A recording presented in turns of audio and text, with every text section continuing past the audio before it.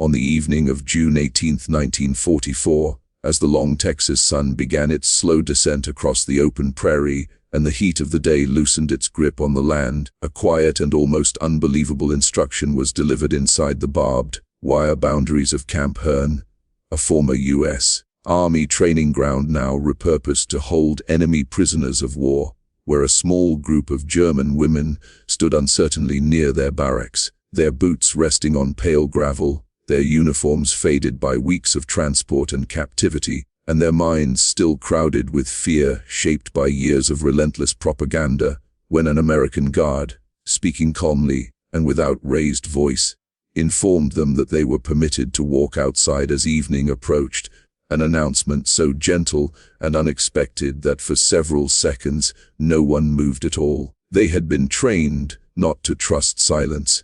They had been conditioned to expect punishment where there was pause, violence where there was calm, and cruelty where authority was present, and so the absence of shouted commands, the lack of rifles being lifted, and the simple presence of an open gate felt not like kindness but like a trap, a test, or perhaps a misunderstanding that could end badly for whoever stepped forward first. Yet nothing followed. The guard remained where he was. The fence did not close, and the sky, vast and unfamiliar, stretched endlessly above them. For years before that evening, these women had lived inside a carefully constructed mental world, one built not by personal experience but by repetition, instruction, and fear, where American society was described as unstable and morally corrupt, American soldiers as undisciplined and vengeful, and surrender as a fate worse than death, a narrative reinforced daily through radio broadcasts, printed leaflets, compulsory lectures, and whispered stories passed between units as the war worsened and Germany's grip on reality tightened. Many of the women had served as nurses, clerks, radio operators, or administrative aides within the German war apparatus, roles that placed them near authority but rarely gave them power. And while some believed deeply in what they were told, others merely learned not to question it, understanding that doubt itself could be dangerous and that survival often depended less on belief than on silence. They were told that Americans did not follow rules. They were told that prisoners vanished. They were told that mercy was weakness. And so when defeat arrived, as it inevitably did in the chaos following the Allied landings in Normandy earlier that month, their fear was not of capture itself, but of what came after, of the moment when the lies they had been fed would become violent truth. Instead, capture arrived quietly. Convoys stopped. Hospitals were overrun. Communication centers fell silent. American soldiers entered not with rage but with procedure, issuing commands that were firm yet measured, separating wounded from able-bodied, civilians from combatants, women from men, and recording names, ranks, and roles with the detached efficiency of an institution that had prepared for this moment long before it occurred. Medical examinations were conducted without humiliation.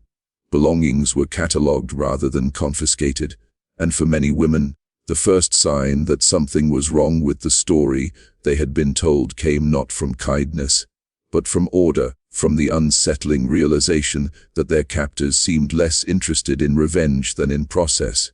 Within weeks, they were informed that they would not remain in Europe, that the overcrowded prison facilities in Britain and the ongoing combat operations made it necessary to transport certain prisoners, including female auxiliaries, to the United States, a decision rooted in logistics and international law rather than symbolism, but one that struck fear into hearts already heavy with uncertainty. The journey itself felt unreal.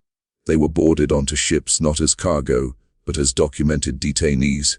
They were fed on schedule. They were given water without pleading. The ocean, vast and indifferent, carried them away from everything familiar toward a country they had been taught to fear more than any other. When they arrived at American ports, there were no crowds, no shouting civilians, no displays of hatred, only officers with clipboards, interpreters, and military police conducting intake with the same efficiency that defined every other step of their captivity. after which they were placed onto trains and carried inland across distances so immense that many struggled to comprehend them. Passing through towns that bore no scars of bombing, through farmland still producing abundance, and through landscapes untouched by the desperation that had become normal in Europe. For women who had lived under rationing since 1942, where even civilians struggled to secure basic calories, the sight of grain silos, functioning factories, and stocked rail depots challenged something deep within them, because propaganda had described America as decadent and collapsing, yet what they saw instead was continuity, order, and industrial calm. The camps themselves were plain but functional. Barracks were clean, bunks were assigned, blankets were issued, water flowed, meals arrived. American Army records indicate that prisoners received rations calculated to meet nutritional requirements, often exceeding what many of the women had experienced during the final years of the war in Germany. And while the food was not luxurious, it was consistent, predictable, and sufficient, a fact that unsettled prisoners who had been prepared for starvation. Guards did not socialize. They did not taunt. They enforced rules without cruelty and corrected violations without anger. This consistency, this absence of emotional volatility, became one of the most disarming aspects of captivity. And then, one evening, after dinner had been served and the heat of the day had softened into something bearable, permission was given for a short walk within designated boundaries, a privilege so ordinary to American soldiers that it required no explanation, yet so extraordinary to the German women that it felt almost threatening in its generosity. They stepped out cautiously. Boots crunched on gravel. The air smelled of dust and grass rather than smoke and rubble. No one shouted. No one followed too closely. The fence remained distant, and for the first time in years, movement was not dictated by fear. Those walks, repeated night after night, did more to unravel belief than any interrogation ever could, because propaganda depends on isolation and repetition, and here, in the open air under an unbroken sky, doubt had room to breathe. Why were they trusted? Why were they not punished? Why did guards turn away rather than watch every step? The answers offered by ideology no longer matched reality, and slowly, quietly, without confrontation, belief began to erode.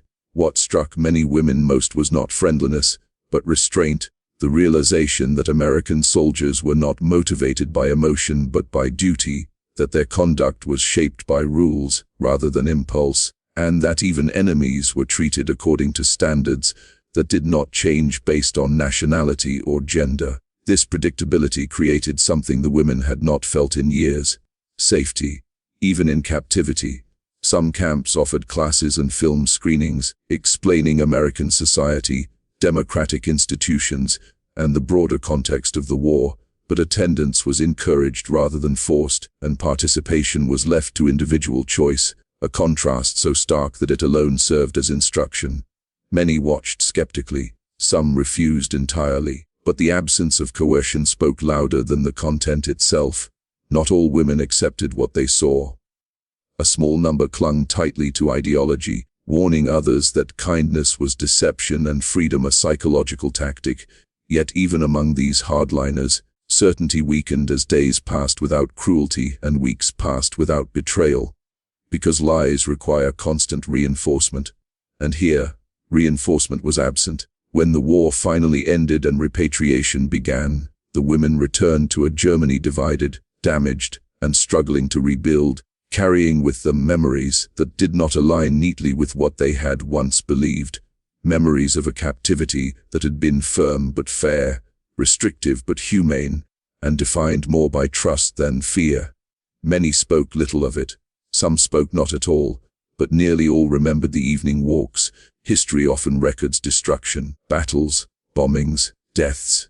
But history is also shaped by restraint, by the quiet decisions to uphold rules, even when power makes it unnecessary, and by the understanding that dignity shown to an enemy can do more to dismantle hatred than force ever could. The evening walks at American POW camps did not change the outcome of the war, but they changed minds, and sometimes that is enough. As the sun dipped low each evening and the women walked beneath an open sky, guarded yet trusted, confined yet allowed dignity, a different lesson took root, one that no broadcast could erase and no ideology could fully suppress. The lesson that civilization is revealed not in how it treats its friends, but in how it treats those it has defeated. And long after the fences were gone, that memory remained.